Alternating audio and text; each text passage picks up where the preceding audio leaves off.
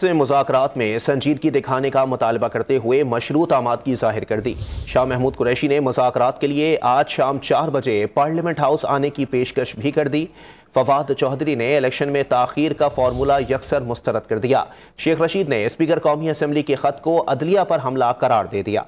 پاکستان تحریک انصاف نے حکومت سے مذاکرات کے لیے مشروط آمادگی ظاہر کر دی۔ شاہ محمود قریشی نے حکومت کو سنجیدگی کا مظاہرہ کرنے کا مشورہ دیتے ہوئے واضح کیا کہ مذاکرات ہوں گے تو عمران خان کی تشکیل کردہ 3 رکنی کمیٹی ہی کرے گی۔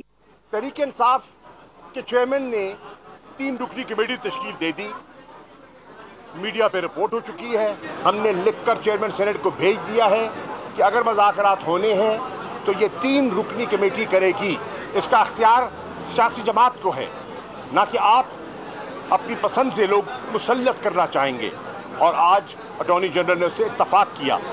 فواد چودھری نے آئین کو پارلیمنٹ اور سپریم سے بالا تر قرار دیتے ہوئے الیکشن میں تاخیر کی تجویز مسترد کر دی۔ آئین سے بالا تر نہ پارلیمنٹ ہے نہ سپریم کورٹ۔ اگر دیکھیں یہ پرنسپل آپ مان لیں کہ سیاسی جماعتیں خود فیصلہ کر لیں گی کہ الیکشن نہیں ہونے، پھر تو آئندہ ہر پارلیمنٹ کہے گی کہ ہم نے پیسے نہیں دینے، ہم الیکٹ ہو کے آ گئے، اب دوبارہ عوام کے پاس جانے کی ضرورت ہی نہیں ہے۔